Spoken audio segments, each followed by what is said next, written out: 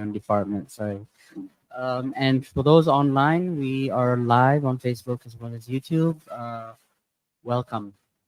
Welcome to Penang Institute's somewhat regular evening talks. And of course, as you know, our talk tonight, jointly organized with Gerak Budaya, talk entitled Shanghai City in Motion, the Rebirth of a Modern Metropolis with Nicky Almasy. And to moderate will be Gareth Richards. I was going to make a brief introduction to both Nicky and Gareth, but since Gareth needs no introduction and Gareth will introduce Nick, I'll just proceed to the talk itself and hand over the floor to Gareth Richards.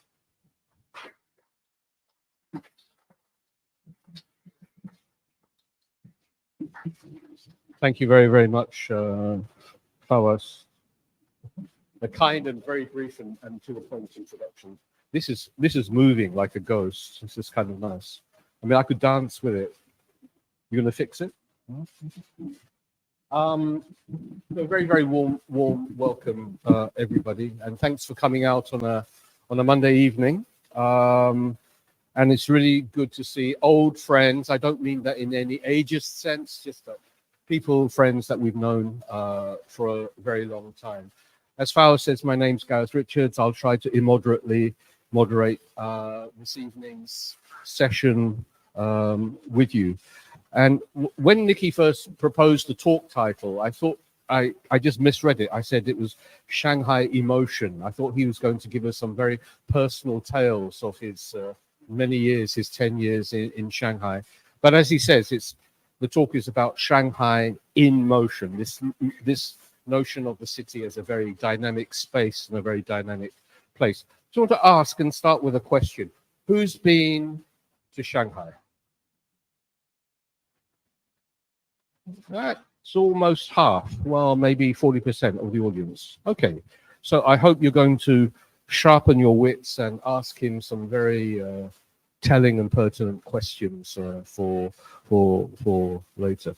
So both those of you who've been there and those of you who haven't, what image does Shanghai conjure up? Okay, that's just a question to think about. What image does it conjure up? I think if we think historically, we know for sure from archaeological records, from documentary records, that this area at the estuary of the Yangtze River, the Great Yangtze, actually dates right back to antiquity.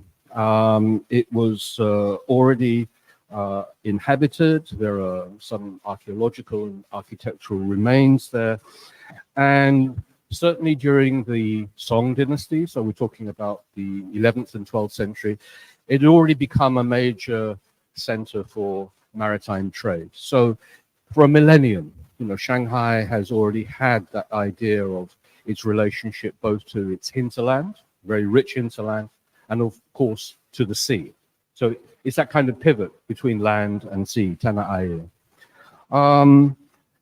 And then it also means, I think, that historically, more than any other city in China, perhaps if for a moment we exclude Hong Kong, which is actually a much later city, much later settlement, it's the city in China that has most been shaped by international and indeed in modern times global forces.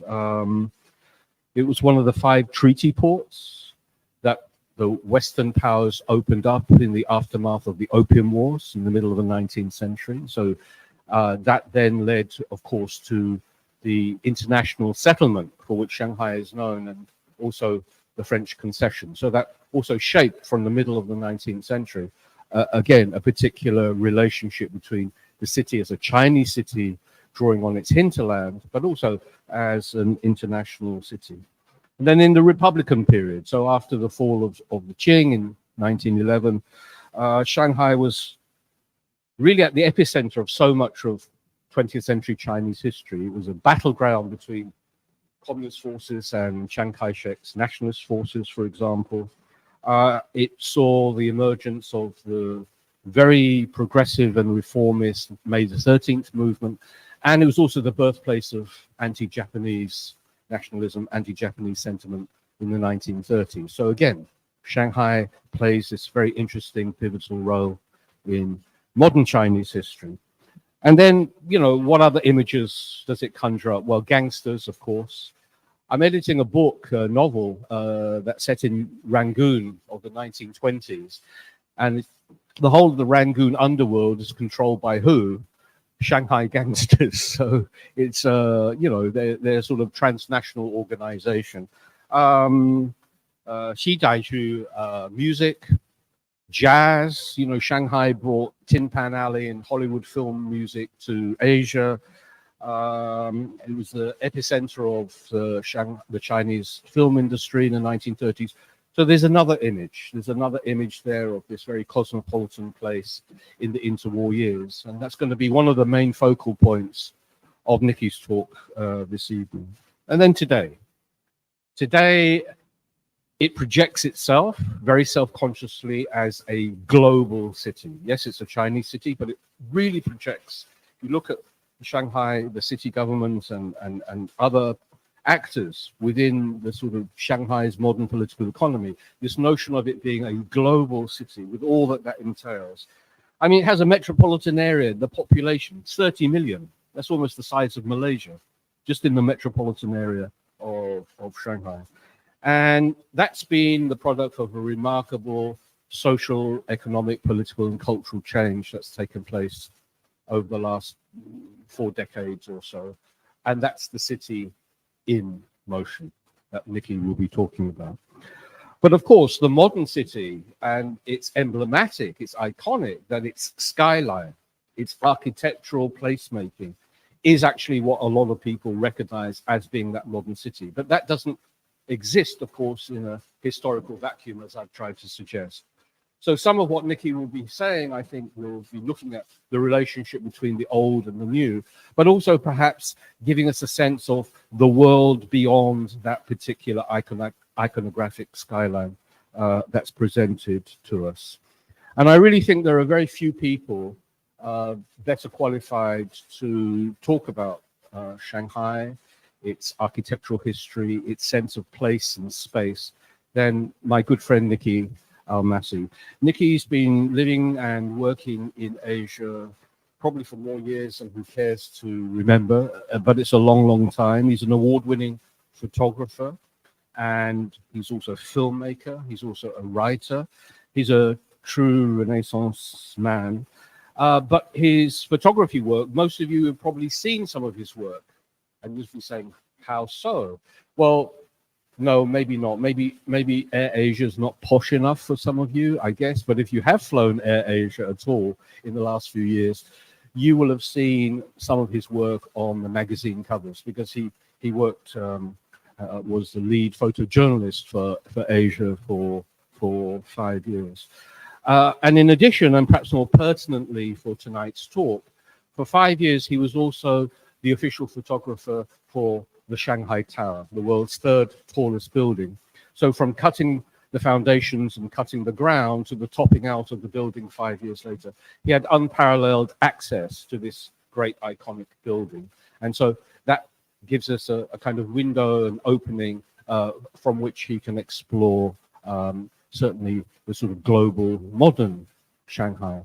But much more than that, he's also been a historian of Shanghai's architecture. And there's a kind of interesting serendipity going on here, because Shanghai in the 20s and 30s, outside Europe, was probably the leading space presenting Art Deco architecture anywhere outside Europe. I mean, perhaps Chicago, perhaps New York, but Shanghai was this amazing place. And it just so happens that 2 of the greatest architects of that period, the 20s and 30s, happened to be Hungarians. Now, I'm not calling him an Orban supporting Hungarian micronationalist, but Nicky, I think, felt a certain affinity to this coincidence. And he published 2 books, and they're here on the table, looking at 2 of these great Hungarian architects. So excuse my Hungarian pronunciation, but László Hudec and also Károly Gonda, the 2 great, and we'll be seeing some examples of their work. And he's just showed me a new book that he's done on another Hungarian, but who worked in New York and in Germany. Nicky's latest book, which is actually a kind of really interesting memoir. We launched it last year, Recycling Reality, which is his journey through his own photographic work in many, many places. It's on sale here. Unfortunately, he's completely sold out of the architecture books, which I think is very, very bad business practice, if you ask me, Nicky. What else? He's just last week, a brand new book has just been published for which Nicky took all the photographs. And I don't think it's remiss of me to say it's Chris Ong's collection. It's a beautiful, beautiful, beautiful book, over 200 pages. And that's going to be launched variously over the next coming weeks. And it's a stupendous, beautiful, beautiful book of Chris Ong's fabulous collection. And we happen to be working on another book for a Penang icon, but that's secret. I can't tell you about it. But we're working together on a new book, which should be due in 2025. Can you please give a very warm Penang welcome to Nicky Almasy?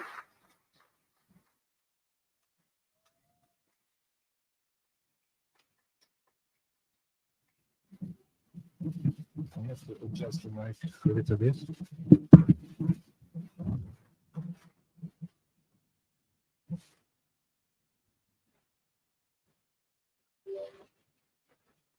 First of all, thank you so much for coming, and thank you, Gareth, for the lovely introduction. Yeah, so this talk on Shanghai today will examine the city from its various architectural aspects, but it will also be from a perspective of a photographer. I lived in Shanghai for 10 years, and all this time I was working as Gareth says, as a photographer and filmmaker. And I was fortunate enough to be involved in a few major architecture developments and projects that truly shaped the city, not only in the past, but also in the present and for the future. And for some reason, from the moment I arrived to Shanghai, I always, from the beginning, I felt it was my duty for some reason to document the city of this break. Wait for that. So I felt it was my duty to document the city of this breakneck speed of how it was developing right in front of our eyes, especially in the period that I was there from 2006 until 2016. It was very, very, very visible, and I will demonstrate this in photographs. Before that, I lived in London for 10 years and then in New York. And okay, my focus wasn't there. I was young, but I never ever seen around me this urban transformation taking place anywhere else. In Shanghai, buildings and blocks were disappearing literally within days and then rising out of the ground very quick within months and weeks. And sometimes it went to the extremes because, for example, like the Shanghai Concert Hall, which is at People Square, it was like moved away with like 100 meters, just shifted. So it was really the extremes. And this constantly shifting landscape like unfolded right in front of my eyes. And I couldn't help but to document it. So I was, I'm not ashamed to say, I was a little bit in love with Shanghai. I was really, I could even say that I was obsessed with it because I was kind of monitoring every little thing that was happening. I went around with my scooter and I just took a lot of photos. Architecture is a really beautiful subject to talk about, but I always like to reference it with a human element of it. So today, throughout this talk, I will kind of wrap it in this human garb or form, because as a photographer, my two favorite subjects have always been people and buildings. And if I find the intersection of these two, I just really go for it, and I try to find a human story in the architecture or behind it, or vice versa. So for me, this is like the perfect story. It's a really, really beautiful combination. So this focus started for me around early 2000s when I moved to Shanghai. And on the first photo you see on the left side, you see Hudec's László. I started to discover Hudec's László's buildings around me, and I totally fell in love with them. And then Gonda came a little bit later after Hudec's, but on the right side you can see Marshall Strabela, who is the chief architect of the Shanghai Tower. He used to, before, when he started the Shanghai Tower, he was working with the American architecture company called Gensler. And I started to shoot the tower, this tower, on my own. This 128-story, 632-meter tower. And I was just, again, as I said, I was kind of obsessed with it as it started. And later on, I started to work with him. So we'll talk about that a little bit later on. I really hope we can get there today. So why I loved working in the Shanghai Tower, because it was like happening real time. So with Hudec and Gonda, you have to go back in time and see their buildings, but this was actually happening right then. And even staying with this human reference, like why am I here in Penang and Malaysia? Again, that I've been working with Chris Song for a good couple of years now, and he's not an architect, but he's a visionary who consciously and beautifully shapes his environment. So this is how I found this story as well. So it's been a few years now, and whenever I find these stories, I'm willing to invest years into it. And yeah, generally they last for 5 years. So one more before we go on to the beginning of Shanghai. I just wanted to show you this poster. This photo of mine, which called The Three Brothers, won the best architecture, exterior architecture photo of 2013 with ENR, with Engineer News Review. And I was happy because they used it for the New York ceremony as a poster.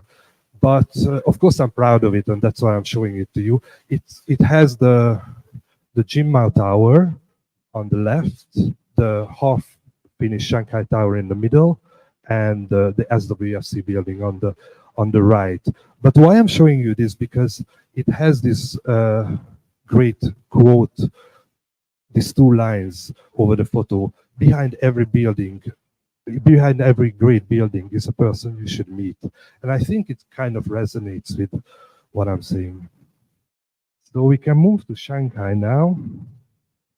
Has anyone lived in Shanghai for a longer period? Okay.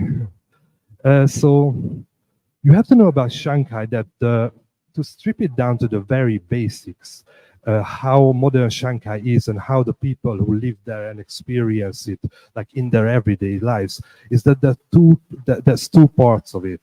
Pudong, which is the modern side, and Puxi, which is the old one. But I must say this is like a very simple interpretation of it, because obviously there's a lot of districts and so it's more complex. So you can see in these two photos that it's really stunning how the modern part Pudong changed in a couple of decades. The first photo, I think it was taken in I think in the 1980s or something, and the second one must be, I think, 2010 and 11 because the Shanghai Tower is not showing yet. But look at that. I mean, it's just amazing how it changed together. It's unbelievable. I used, as a photographer, I was really blown away and inspired for years, because when I stopped between the two, it was like such an amazing contrast how the two parts of Shanghai were just staring at each other through across the river. So You will see this in photographs. But let's go back to the very beginning of Shanghai. So some early accounts, some foreign description describes Shanghai a wasteland without houses, fetid seething with tunnels, odors are suffocating, and the eyes can't find nothing attractive or beautiful to rest upon. And the third one just simply says misery, stench, slush, dilapidation. It's very unkind words, but let's not forget that these accounts were from people from foreign lands, who most of them outsiders who came from a completely different world, and they never seen this kind of world before. So some argue that Shanghai wasn't a nondescript fishing village struggling to survive on China's coast. Shanghai was actually, and I quote here, a clearly defined area, highly regarded by local Chinese, and it was a subject of strict land ownership from the very beginning. Even foreign powers had their eyes on it. So let's look at Shanghai's name for clues now. This is not really about architecture, but this is more about the spirit of the place. So Shanghai has two characters, Shang meaning up, upper, above, and sea is high. So it's a suggestion that the city is up from the sea, or above the sea, or rise from the sea. And literally it means actually the city upon the sea, but the etymology is often argued. But one thing is for sure, that it has this inherent positivity to it. But what was Shanghai like in the beginning? What shaped it? What did it look like?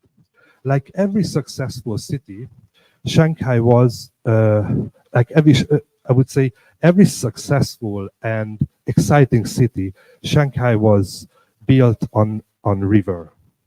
Except it was built on two rivers, one the Huangpu River and the Wusong River, which is now the Suzhou Creek. Actually, the Wusong River used to be much wider. And Shanghai also lies 15 miles, just 15 miles from Yangtze River, which is the biggest river in China that practically cuts China in half.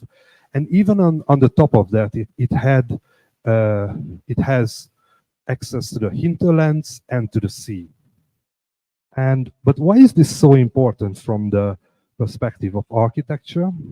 Because that brought on what we see in this illustration, that brought on the first physical big change, a defensive wall, the largest physical wall in the 1550s under the Ming Dynasty, when they created the walled city, which is in Chinese Xinjiang, which became the traditional core, traditional or urban core of Shanghai. So this is where somewhere where the bond is now. This walled city is was 2.5 miles in circumference, 20 foot high, 30 foot deep. This surrounded it, and it had 6 gates to it. And inside, all the activities were attributed to the trade of produce. So, for example, there were fish street, fruit street, and meat street, and stuff like that. But this walled city ultimately lacked the systemized street layout, and even overall, but it wasn't built like any other imperial cities, like, for example, Peking or Beijing. Someone described Shanghai's growth of more organic rather than structural design, actually. What remains of this right now that still exists is one renowned Shanghai landmark. I think you can recognize this from Yew Garden. It's the willow pattern tea house. They call it that because it's resemblance to the famous willow pattern pottery. So the pavilion, as you can see, it stands in a small upon a small pond, and very much functional. Actually, you can get some good dim sum in there, and it's connected with this zigzag path to the bank, because they wanted to evil spirits known to move in straight lines, so they wanted to confuse them. That's why they wanted to focus evil spirits. The walled city actually was demolished in 1912 all together, but these parts remain, the Dajinger Pavilion. And I think it still exists. I haven't been in Shanghai for a good couple of years, but I think this is still there. And it's hard to imagine now, but back then, all the purpose, and this is how we arrived to the bond, all the purpose of Shanghai's development were rendered around trade. So there were no proper city planning. Not architects, but merchant designed it and built it solely for the purpose of trading. One of the quotes say here that commerce was, this is what I highlighted because it shows that exactly. Commerce was the beginning, middle, and end to our existence in China. If it wasn't for trade, not one man, apart from the missionaries, would have come here at all. Sorry, that word is wood. So a lot of what was happening around the bond, this is very shocking. If anyone lived in the bond, this is an unbelievable illustration. Was compradoric architecture. Does anyone know what is compradoric architecture? Compradoric architecture means that architecture produced without the expertise of an actual architect.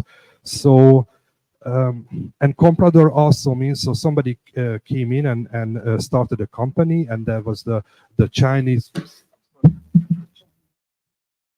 sorry about this, the Chinese local a contractor, and the comprador was actually the middleman who connected them and helped them. So, and one thing I wanted to mention is whether it's the walled city, the bond, or any other parts of the city, whoever lived in Shanghai knows that this mixture of foreign and Chinese influence and the conflict drives really Shanghai up to this very day, whether it's architecture, or anything else. And the reason I highlighted this because for many decades, I put together these two. So the first one is a Chinese opinion. So Chinese considered Western buildings unsuited for the local environment and pitiful compared to their own, constructed from local materials and using traditional methods. And second one is obviously opposing this foreigner. Wilderness of low one-story building, a mean place, actually not important to justify the dignity of the wall. So this is, again, very unkind words. And so the term bond, we still at the bond. The bond derived from India, meaning embankment. There were many bonds, the Suzhou Creek bond, the Yangying bond, the Defense Creek bond, and of course the big bond that we know today.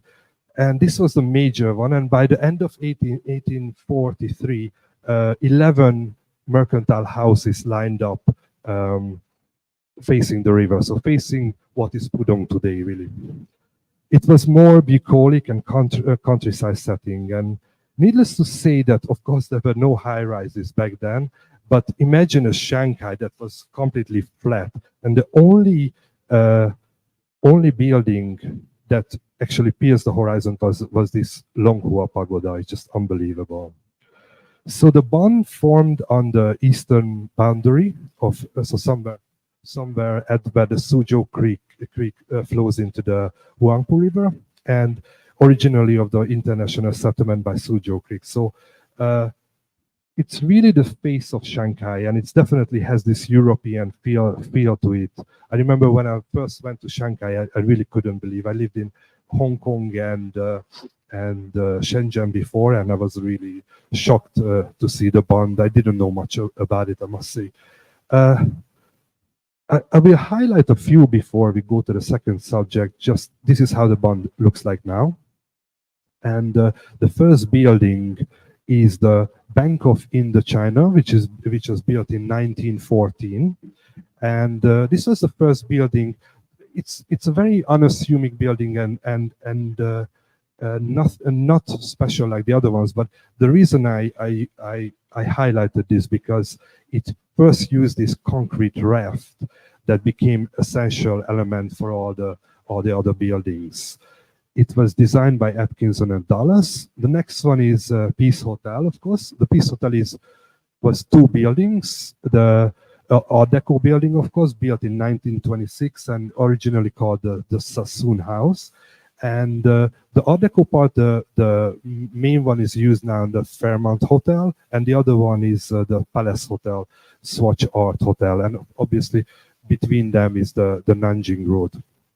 Of course, the Bund wouldn't be Bund without the Customs House. Sorry, the Customs House, which is if you would take away this tower of the Customs House, the Bund would be unrecognizable. It's very, very important. And this is actually the first two buildings. The first one, the Chinese one, and the second one, both were on the Bund actually. And so as the Bund took its final shape, as we know it today, one exceptional architect arrived to Shanghai.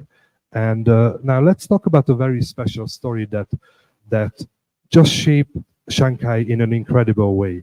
And this is, in the beginning, I mentioned the human story behind the architecture, and you will see what I mean about this, because there's such a human struggle around it, and how a dramatic turn of fate, an entirely hopeless situation, can turn a city around. This is incredible. It's just an incredible story, even without my relation to it as a Hungarian. And I think in a few minutes you will see why people are still fascinated and why people still talk about Hudec László. So what do we know about Hudec László? He was born in 1893 in Besztercebánya in Banska Bystrica, which was originally a Hungarian territory, later became Czechoslovakia and Slovakia. And he died in Berkeley, California in 1958. From his mother's side, he was Hungarian, and from his father's side, he was Slovakian. However, history tore his homeland to many parts because of the World War I, and how he dealt with this was that he kept his dual attachment to both of these countries throughout his life. However, a lot of records show that he was leaning more towards the Hungarian side. So this is what really Slovakians don't really like to hear, because there's always an argument about this. Even when we produced the Hudec book, it was we had an book opening in Shanghai and in Budapest, and of course we had to invite the Slovakian consulate, and everybody had to be careful what we were saying in our speeches. And also when I shot his buildings from with drone, and when I uploaded it to YouTube, and I think I put Hungarian first, so Hungarian-Slovakian architect Hudec László, and the comment section became like a battlefield because of this. So I never delete any YouTube comments from my channel, but I really had to, because it was getting too nasty. So anyway, what shows that we are right Hungarians is that three things. He kept his letters home to Hungary only in Hungarian. This is very important because his letters were very important in the archive that we have about him. And then he changed his Czechoslovakian passport to Hungarian. And lastly, a couple of decades later, he became the honorary consul of Hungary in Shanghai, serving his fellow countrymen's interest. Hudec László had an extremely adventurous and challenging life, especially in the beginning. And after finishing university studies in Budapest, and I have to say that before he finished his studies, he had the bricklayer, carpenter, and stonemason also under his belt. So I want to highlight one crucial moment here. We are in 1916. He's serving in the Austro-Hungarian army. And we are in Ukraine, Volhynia.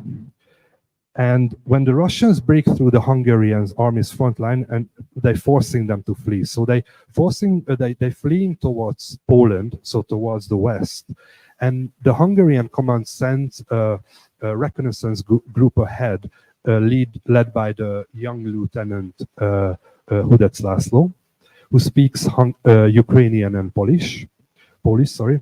However, this wrecky group runs into a convoy carrying armory, and as soon as they see them, of course, they open fire on them. Most of them die, and Hudec László suffers a head injury, possibly from a rifle butt, and this is how he's captured in the spring of 1916.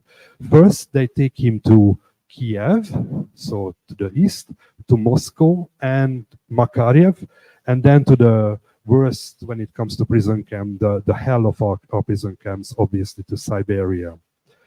In 1917, he ends up in a place called Krasnaya Rechka, where they treat the Slovakian prisoners a little better, so he can keep his letters home and can receive letters. But more importantly, why I highlight this point, because he uses his architecture studies to design wooden churches, which the soldiers assemble. Imagine that he already does that in captivity. The same year, in 1917, he has a typhoid infection, a very serious typhoid infection. Then he suffers an injury from a horse accident. There he is in the lower row, in the second one. So a horse accident where his left leg breaks in many places, his shin bone breaks in many places, and but he actually his left leg becomes shorter for the rest of his life. But this is his luck. Because of his injuries, they hand him over to the Dutch Red Cross in 1918, and they already put him on a train to head back. But the chaos in Russia is so big that the train is just stranded there for a long time at Lake Baikal, and this is the moment when he decides to escape. And he's stationed there for a while in the town of Hilok. He finds work as a Trans-Siberian railway maintenance company.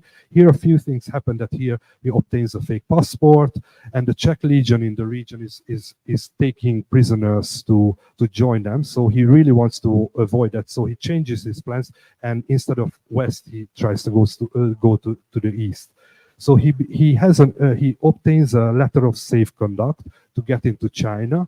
And the last movement of this, that with his companions, with his friends who he is escaping with, they get hold of this handcar, a steel working engine, and they made the final escape to Harbin, to the Chinese border. And so they finally cross the border, and from here to Shanghai, the way is open. So he arrives to Shanghai on the October 26th of 1918. And I think it's worth to stop here for a moment, because just to marvel about this a little bit, because a man arrives in Shanghai who injured, limping, without anything, and practically a nobody. And exactly 100 years later, in 2014, they choose him into the 99 symbols of Shanghai as the only foreigner. And if someone lived in mainland China knows what this means, it's they don't really like to give credit to foreigners. So so imagine that. At this point in Shanghai, especially, as you can see, the Bund is booming, rapidly increasing population, crying out for architects. So it was the perfect environment for this young man, and he found himself in the world of banks and hotels and residential buildings coming up. And what he doesn't plan to stay there, but he decides that while his legs heal up, he finds some work, and then he goes back to Europe and earns some money. So he takes an architectural job, and at the firm of a person called Roland Curry. Roland Curry is an American who first opened the first architecture office in Shanghai in that time. He's from Ohio, actually. So he gets bigger and smaller jobs from Curry and designs offices and industrial sites and apartments. And in 1 year he leads the office, and in 2 years he becomes a partner. But during this time he suffers from homesickness, and I was really debating with myself if I should include this or not. But I think it's an important thing, because his father dies in 1920 in December, and he's very, very homesick. I think he just war ripped him out of his home, and I don't think he had closure. So this overwhelms him, and he goes back to the funeral. And why I needed to mention this, because after the funeral he goes on a European architecture inspirational tour where he visits Venice, Torino, Firenze, Rome, London, Munich, all these places. Then he goes back to Besztercebánya, and then finally he goes back to Shanghai in 1921, the second half of 1921. But this trip generates a lot of architectural drawings, books full of, he takes 800 photos. And when he returns to Shanghai in the second half of 1921, this is the moment when Hudec László's story really begins. He designed and built over 100 buildings in Shanghai, and under the period of 28 years. And his style is very diverse. Classicist, modernist, of course, Art Deco, eclectic, among many others. And in the book that we published, this book in 2017, why this was very special? Because we collected all the buildings that still exist, actually, that's still standing. And his work really defines Shanghai. So it was very, very hard for me to pick and choose which buildings to include, but let's see. Park Hotel, built in 1934, is actually considered his masterpiece. This is Art Deco masterpiece. And it's the building is significant because it had 22 stories, almost 84 meters high, and it was hailed as the tallest and the most modern building until 1983. And I'll show you one more photo. I mean, I love this photo. It looks like it was taken yesterday, really, but actually this is the race course in front of Park Hotel, and it must have been taken around the 30s or 40s.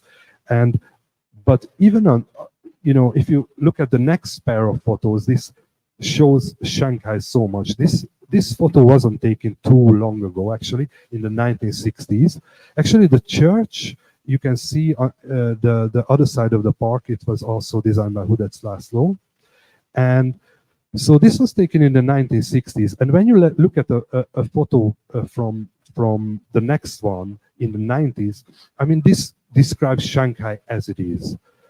The same building in a sea of skyscraper. It's just incredible. And imagine this was taken in the 90s. So I just wanted to highlight. Actually, this building was really remarkable. This is still in the Park Hotel. I was shooting a lot for the Hungarian consulate, and it's still it's still recognized like a Hungarian heritage building, and most of the Hungarian events are taking place in this one. This is the back of the facade, actually.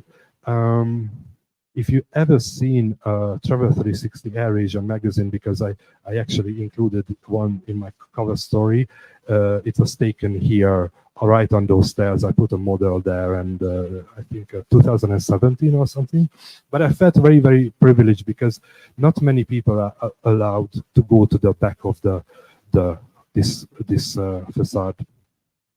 The next one is the Christian Literature Society Baptist Publication Building. I'm mentioning two names here because actually it's a twin building. So one of them facing west is the Christian Literature Society building, and the other one is the Baptist facing east. It was used by the Chinese Baptist Publishing House. Both of them functioned simultaneously as a publisher and a bookshop. And the Christian Society was one of the first publishing houses in the country that released Western publications. And at one point of his career, actually, just going back 1 second, I will show you the drone images, the drone video that I did previously, so you will see why it's like a twin building. The next one, I just wanted to say that he had an office in there. I'm not sure if this is the office that was actually in the building, but I mean, look at the Park Hotel drawing in the back. It's really, really beautiful. The next one is a very important building, Normandy Apartments, 1924. So it's a 100-year-old building this year. When you look at it, which building does it remind you of? Just the shape? Yes, the Flatiron Building. And this building had many names actually. It had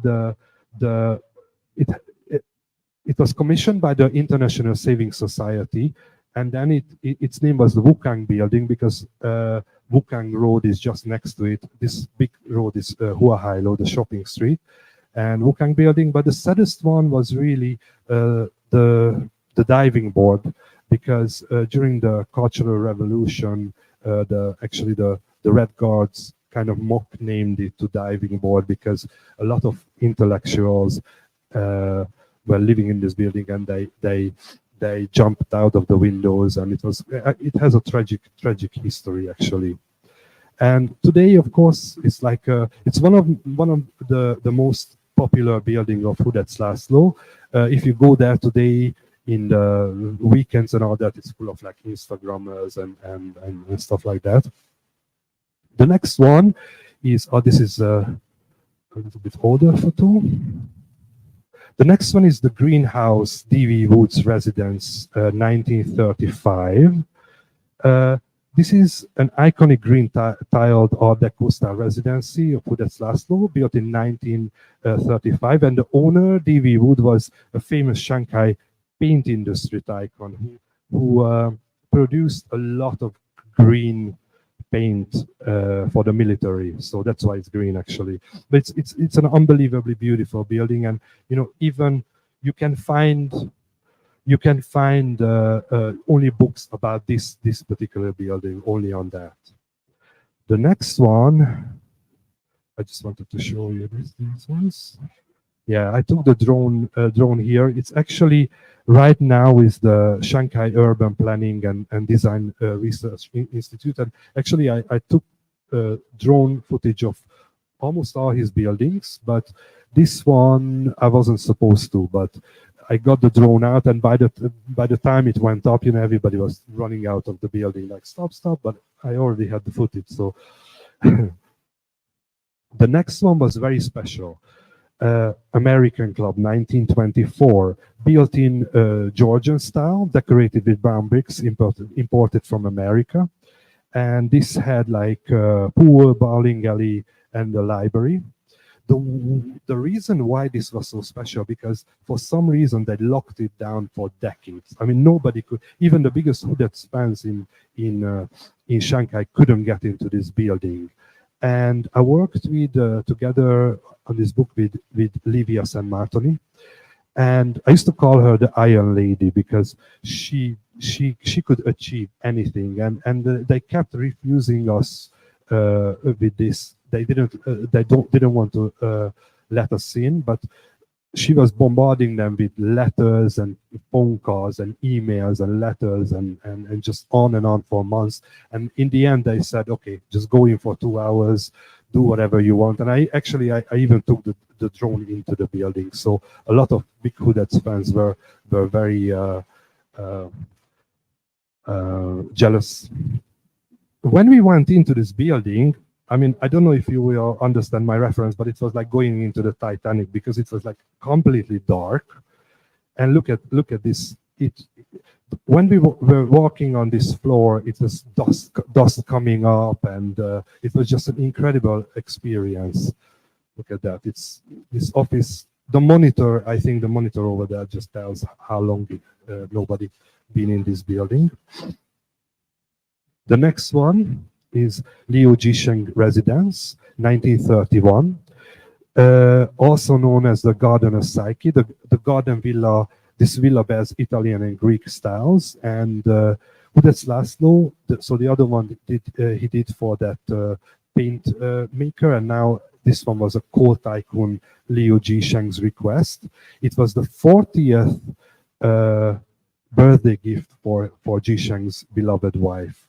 And he actually, Hudec László, gave this. So this statue is in the garden, and it's a symbol of love, bathing springs of water surrounded by 4 angels. And this was carved in Italy from marble, and it was Hudec's gift to the couple actually. So, and right now the building has belonged to the Shanghai Writers Association since 1952. The next one is Sunker's residence. So Hudec did this building for himself. He built it for himself. He wanted to move in with his family, but the minister of Chinese Railways, the son of Kuomintang founder Dr. Sun Yat-sen's son, loved it so much that in the end he gave it to him. So he lost that. It was completed in 1929 and built in Baroque and Italian style. And so he had to build another home for himself. And I think this is the last building I will show you today from him. It's the Hudec house, the Hudec residence, which he was living in from 1931 until 1936 with his family. It's like a mock to the style. And yes, today this building is the Hudec Memorial Hall. And what I love about it, it's like if you look at the drone footage here, it's like so condensed into these buildings, like jammed up with other buildings. You can hardly find it. And look at that in the 1930s. It was like in the middle of a field. And these are the kids in front of it. And the daughter who is sitting in the middle, I met in 2013 in Shanghai in the Park Hotel. So it was such a wonderful thing. But I have the biggest regret about this because back then I didn't do any videography, or I was just starting videography, and we had this interview with her, and I never recorded it. And she passed away after that. This I just wanted to show you because soon after the stamps came out, you can see it later when you want to come up. But this was a huge privilege for me because it was such an honor to have my photographs on a Hungarian national stamp. So I'm not sure how much time we have, but I would like to go on to Gonda Károly. Obviously, I promise you, I'm not going into another life story of somebody, but I just wanted to tell you that his story was very similar. He was also serving in the Austro-Hungarian army, and he was captured also. He was in Vladivostok, and his luck was that in Vladivostok, where he was in a prison camp, there was one lady who had 3 kids and split up with her husband, was looking for someone from a prison camp who was well educated enough to teach the children. So they picked Károly Gonda because Gonda spoke like 5 languages, and he started to teach the kids, and obviously they fell in love because the husband actually wasn't there. And Sorry, this is very simple. And what happened that from Vladivostok, they moved to Shanghai. And this is where he started to, sorry, I didn't include this stuff. Yeah, he studied in Hungary and Vienna and London. So this is one of his buildings. And this was very, very special for us because when we were completing the Hudec book, suddenly we came across this other architect that designed like a really major, it wasn't a minor architect, but not too known. And we came across his buildings, and we finished the Hudec book in 2017. So immediately when we released it, we started to do the Gonda book immediately. This is one of his buildings, the Cathay Theatre. It was one of the most modern cinemas. Bank of East Asia, which is a very, there's this Art Deco tower on the top with the pergolas, and the Carson Peary Scott Chicago building, it was very, very similar to that.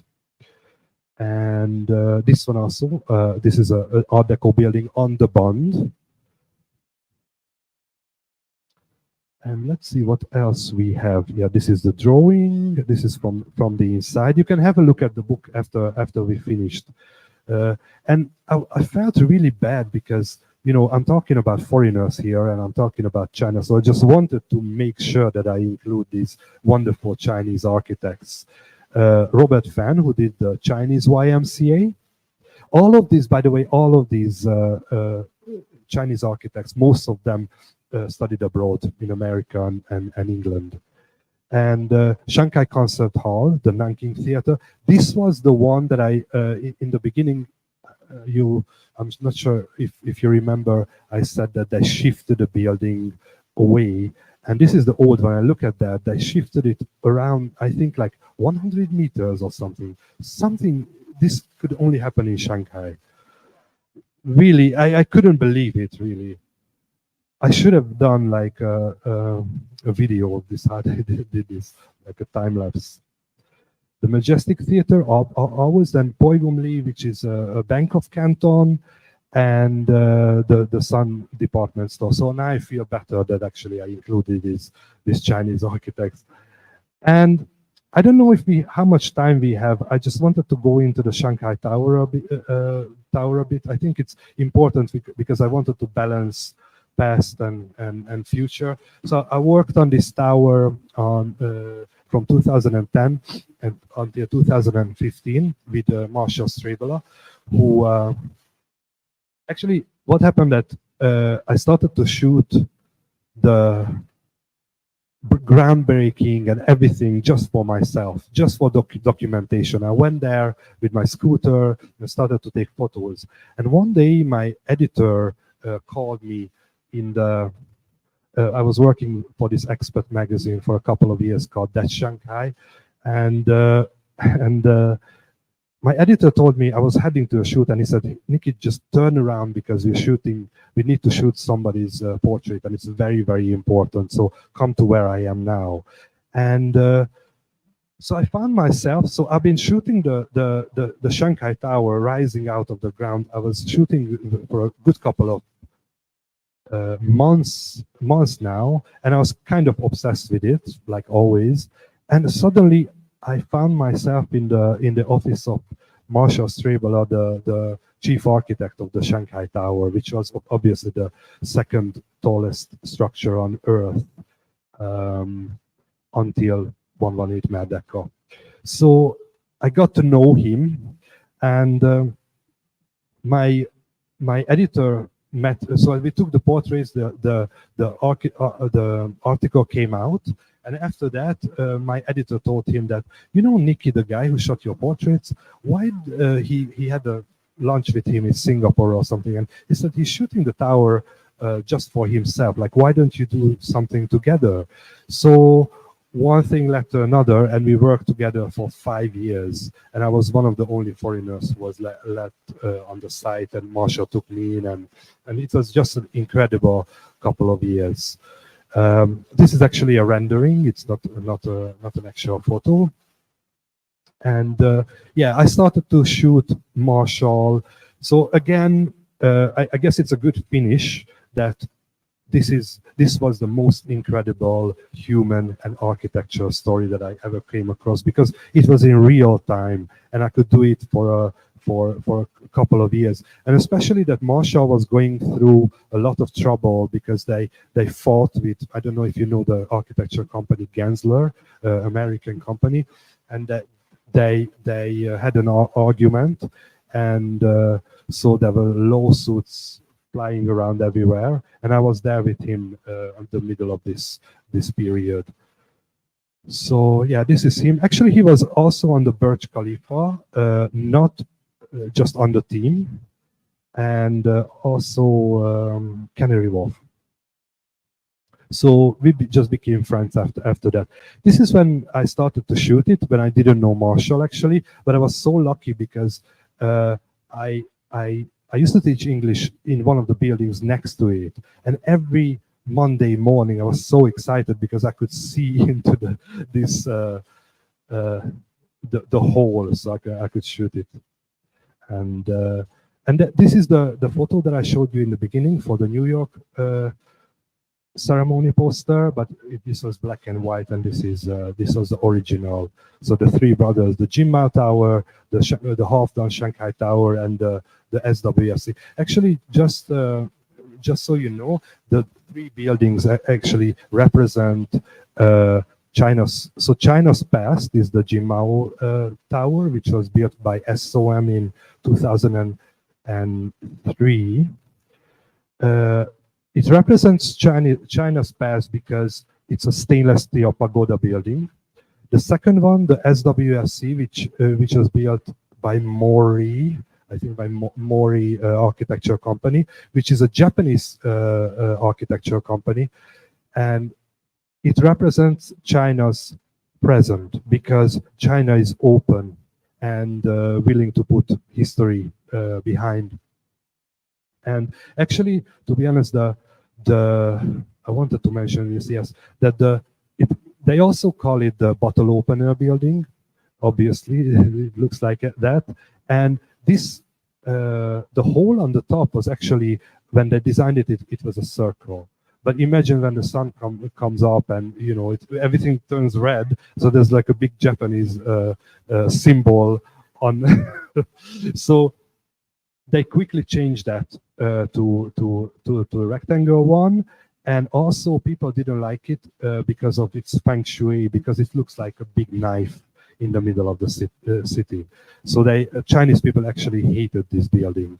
And then the Shanghai Tower, which is like a circular building, represents China's future because it looks in all directions. That's the idea. So yeah, you can see some of the, I wish I could show you more photos because they're really, really stunning. I mean, imagine 5 years I did that. And this photo, I don't know if you can see it, but it's between the crane and the building. And those buildings in somewhere down there, like 30-story buildings. And just there's this little net to jump through to the crane. And people ask me always, like, if I'm afraid of heights, and I am actually. But this was such an honor to do this building that I had to fight it somehow. Look at that. There's no safety, nothing, and the Jim Mao is there in front of us. Just unbelievable.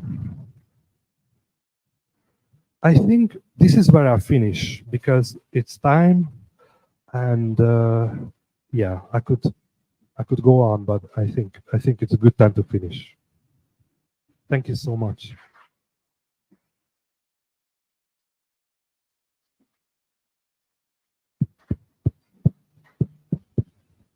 Thank you so much, Nicky. And would it be okay to run this video? Sure. I really wanted to show you. It's really beautiful. It shows Hudec's work, and then we can wrap up. Thank you.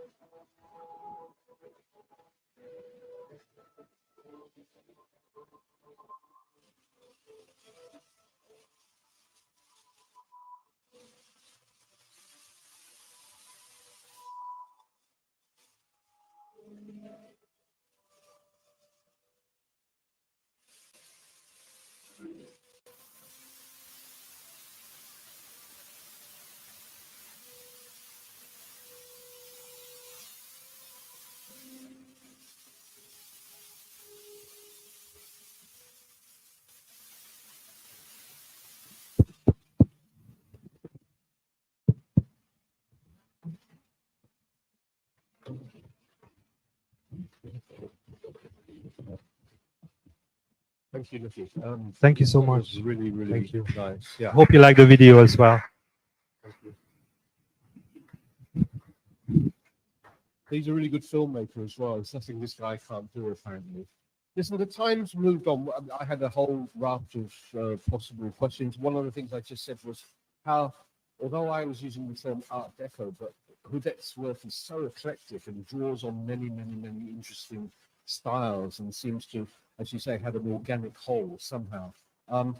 But what we just agreed is let's open it up to the floor. You don't need to listen to me anymore. And I'm sure those of you who visited Shanghai or indeed have looked at the architecture of many of the great modern global cities in Asia, maybe you have some reflections or questions for Nicky.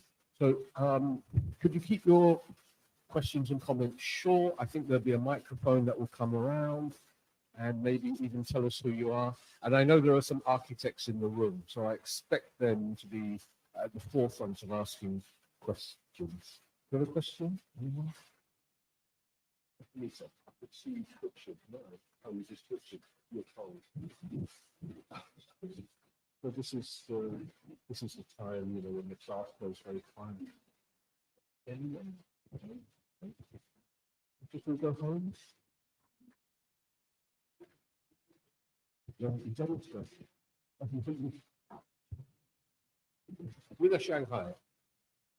Okay, so you were there 8 years ago. That's when we left. China's own economy. Let's use a polite word. It's going through a very turbulent word, not least its property market, as we know. Collapsing of major players. And there's a sense, at least by some analysts, that China's economic growth is becoming more normalized. In other words, it's likely to be far more modest than it has been for most of the last 3 or 4 decades.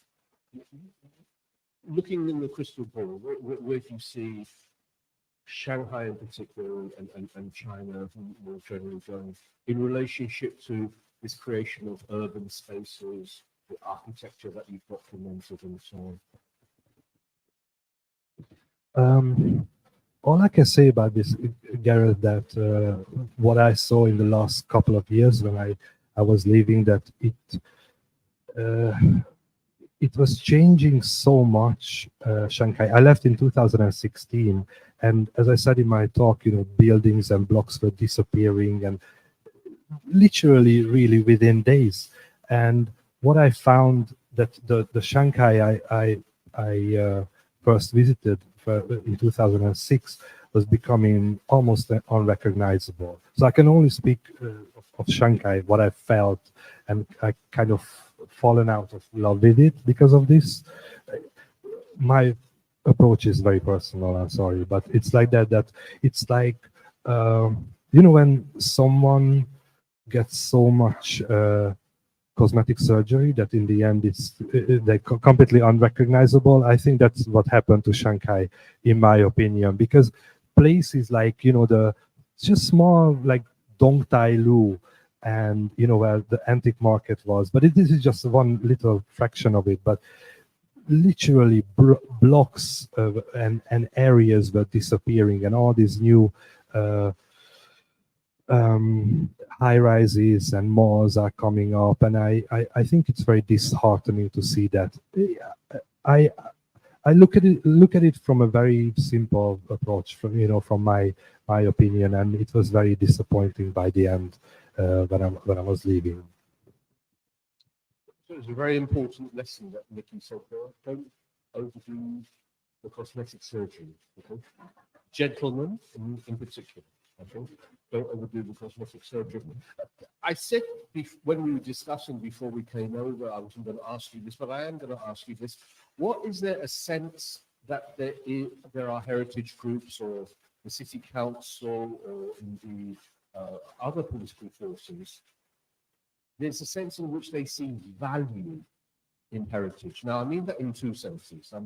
We were talking before we came over that Singapore in the 1990s was also knocking down buildings left, right, and centre, putting up steel and glass structures. And in the aftermath of Lee Kuan Yew, there was a sudden recognition that heritage had value in both senses, historical, cultural aspect, aesthetic aspect, but also that it could make money. You know, that people, visitors, tourists actually wanted to see some of this and didn't just want to walk down canyons of skyscrapers. Do you have any sense there? Because it's not going to come from the outside in. It's got to emerge from political forces and Chinese civil society, maybe architectural associations or whatever. Is there any sense in which in another 15 or 20 years, is much of this going to be left for us? Or the American club, didn't you find that very, very sad? He says it's still empty. It remains the shell. It's owned by the city council. And yet there doesn't seem to be any imagination to turn it into what a cultural centre. There are many other of his buildings are like that, actually, that we found. And some of the buildings like the Christian Society buildings, the Baptist Publication building, is one example that most of his buildings are like totally gutted out. So the interiors is unrecognizable. There's nothing, okay, there is interior, of course, but it's like nothing remained. But some of them, you know, we are happy that still standing, you know, because they still exist, because they knocked down a lot of Hudec's buildings as well. Yeah, and see, I just want to see this book maybe in 50 years time, you know, how many buildings are still exist of this. It's quite a drastic story. So it'll go from being an architectural book to an archaeological book. I mean, and that's not actually a joke. I mean, because, you know, that's what's taking place in and yet there's such a stock of marvelous late 19th and early 20th century buildings, you know? You don't get any sense in which this is considered to be part of the patrimony of Shanghai, heritage that's worth preserving and even making money from. You know, that people would actually come here specifically. Can't you imagine architectural tours of Shanghai? You know, you'd have a niche tourism market that would actually be fascinating. There is actually some foreigners, for example, the Shanghai Historic Society and the Art Deco Society. There's a couple. Sorry, I can't remember exactly the name. Tina and Paul. Actually, they run a lot of these tours all over. They do Hudec's tour, but you know, it's not like a big official. So it's not it's not the city who is doing that. They're doing it like for themselves. But there are people who are paying attention for sure. Old wall still exists?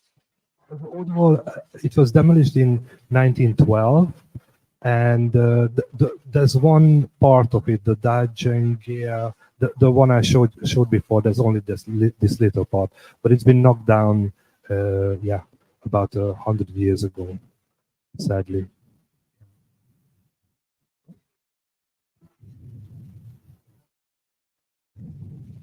Change? Yes, of course, yes. No. There were. I wish I brought so many photos actually that we needed to cut it down. I wanted to show those parts around Yew Garden where people were still living in these places. I have so much material, and it's heartbreaking and beautiful at the same time. But all those places are gone, you know. And I'm so lucky because I used to just take so many photographs. Actually, I still have a book worth of material that I want to do, because you can't see those places anymore, sadly. French concession, yeah, it's still there, of course. No, I think a lot of buildings and a lot of heritage buildings within the French concessions are safe, but outside of these places, nothing is there. Yeah, it's even for me. I last time I was there when we did the Gonda book 2019, and when I went back, I bet if I would go back, I wouldn't recognize some places. Yeah, but this is the nature of Shanghai. You know, it's always changing, always changing. So Glad to say that the Hello. four hands- thank you for the question. the four hands from- Yes.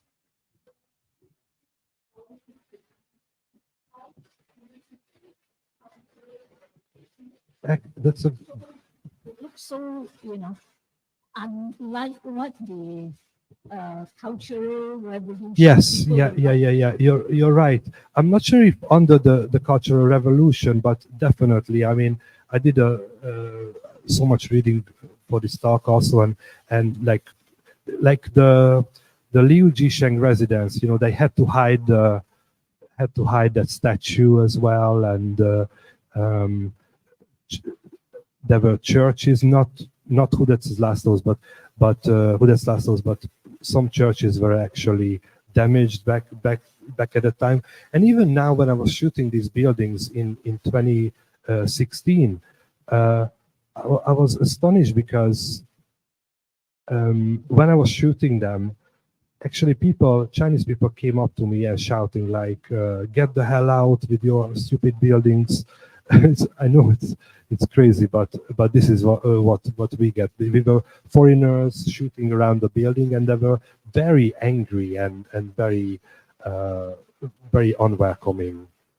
Yeah. Just to answer your question, so the Canadian-Malaysian novelist Madeleine Tien, who wrote the superb book called "Do Not Say We Have Nothing," a lot of which is set in Shanghai during the Cultural Revolution. And the Music Conservatoire, which again was an engineer building, was so the professors were beaten and whatever, but a lot of the building was destroyed during the Cultural Revolution. So that's one example, the Shanghai Conservatoire. And so ironic now that one of the great cultural soft power exports of China is its classical musicians. But that's the wheel of history, as we know. We had one at the back, yes. Yes. Hi. So I wanted to ask, I'm much more interested in terms of Shanghai as a city, in terms of, the urban planning part, the building, new buildings, high-rise new buildings and all that. And there's people that are going to be coming all the time. One of the examples, for example, in Barcelona, Barcelona is a very walkable city.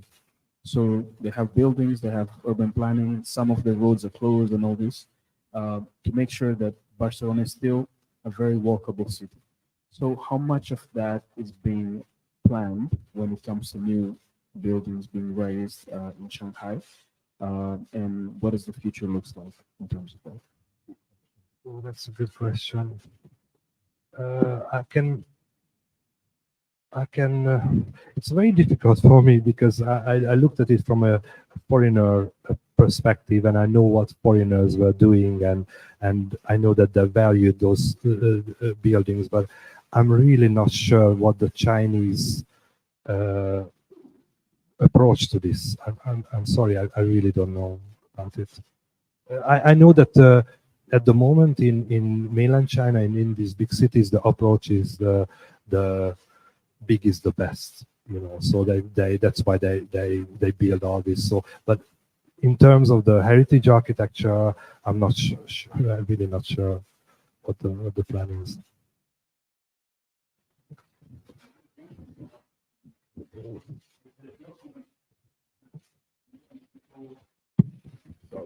You can see in Shanghai, you can see the development in Pudong, and there is not such big development in Puxi. When you look at Pudong, 2,500 towers were built in the last 25 years, and this is where the business is going. And now you have new cities just going towards the sea, and you see different things. When you stay in Puxi, you still see they are very conservative. They are very careful with all their buildings, the old buildings. Someone was talking about the French concession. It's still almost intact. You can't do anything there. You can't change Yes. the houses. You can't erase them. And if you do it, I can tell you, I know people who tried. It costs them a hell of money to built as it was before. So all these parts where the Normandy is, all these is still very nice, very easy to walk around. And it's a total different city when you are here when you are in Pudong. So definitely, and I think we should just show those two sides of Shanghai, of the buildings you were showing there, Monk, theater, and everything. That it's still very nice there. But when you go in Pudong, I used to know the place where they built the tower. So you've seen it being built. We were there. We were eating in restaurants where the tower is now, and this is scrapped, and they just rebuilt it. And the Jin Mao Tower was the most beautiful tower of the city, and now it's completely erased by the others, which are not as beautiful as the Jin Mao, for my opinion. But it's really Pudong is different. This is the modern Shanghai, while Puxi is the real old one. Once I read this about Pudong, which is so funny that they said because there's no heritage, no nothing there. The further you go, the less you see. Which I really love. Thank you. Just returning to the previous question, I think it's a really important question. This is not an answer either from Nicky or me, but I mean, it speaks to the sort of political economy and the government structures, and particularly footloose financial capital, which has driven a lot of the architecture in all these global cities, not just Shanghai. I mean, the Gulf, of course, the Dubai and so on. But none of these is not just completely a free market. So the state is still important in all of these. So this is kind of unholy alliance between, stars, what are they called? Star architects. There's a term, star architects or something like this, who are literally going around, building modern international style, huge amounts of local capital, but also international capital that comes in, but all filtered through local government structures. You can't bypass them, so in terms of the Gulf states, certainly in terms of Shanghai City Council, but of course the Beijing authorities and so on. I just wonder how sustainable all of this is. And I mean, the answer should be fairly self-evident. It's not that sustainable. So when will the bubble burst? And I think we're seeing signs of it, even in the domestic property market in China. That's really, really clear. And that needs to be healthy for, the shiny baubles and the towers and whatever that a global city like Shenzhen or Shanghai represent for the future. We did have some, Yeah. I'm just reading from one of our online participants. He's asking, and when you left Shanghai, could you share what other types of architecture existed at that time? When you left Shanghai, could you share what other types of architecture existed at that time that you left? At the time in Shanghai. Basically, what other types of architecture could there be apart from what you've talked about today? I think that's the question. I think Shanghai is very eclectic, so all kind of modernist architecture. It's really hard to.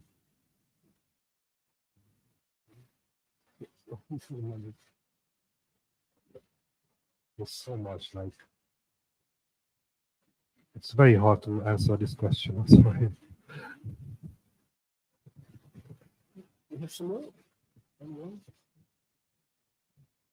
We're just flashing the digital clock that says exactly 9:30. And, we're very timely people. We are very timely people. But we offer space for, one or two more reflections on any of this. No? You're left us very, very lightly, Nicky. Now, small commercial announcement. So the Gonda and Hudec, and I didn't even know this new book, Sacred Book, we're not on sale, as I said before. Very remiss. Every Hungarian in the world who's interested in architecture bought a copy to our own left. But please come and have a browse. But Nicky's kind of memoir, come reflection book, recycling reality, is a very, very nice read. And we got it on a special offer. We agreed on a special offer price. It's a giveaway, 50 ringgit. Support the book club. Support Nicky. His royalty check will be in the post for next year. Do keep an eye out for the Chris Ong collection book. It's a beautiful, beautiful book. The bookshop will have copies of it next week. It's literally just been delivered a couple of days ago. And Chris will be doing some small events. Some of you, I believe, are on the invitation list already. Don't know how you get on the invitation list. I got on the invitation list. I don't know how I got on the invitation list. But the plan is on the 6th of January, sorry, Monday the 6th of January. No one here in Penang Institute knows this except for Dr. Uli Kiben. Chris Ong is going to be here at Penang Institute, and we're going to have a public event. And he's going to bring along his friend Johnny. Sounds like Georgie. I'm going to bring my friend Johnny. But Johnny is a Peranakan ceramics expert, so they're actually going to be talking in much greater depth. And since Nicky did all the photography, he'll be on hand as well to talk about how he captured these really, really wonderful photographs. So it just leaves me to say thank you to the team at the Penang Institute. Thank you very, very much. Thank you so much. Thank you for coming, really. Thank you. Amy? Amy was the one who said, Nicky, you can't show 673 slides. Can you kind of make it 60 or 70? And he's moaning. He's got, moaning. Okay, we'll come to your house and we'll have a look at all your slides if you serve us drinks. Thank you for coming along on a Monday night, and I hope you found it interesting and engaging talk. I certainly did. But our biggest hand should go to the one and only Nicky Almasy. Give it up. Thank you so much. Thank you. Thank you. And his signature on the books is true.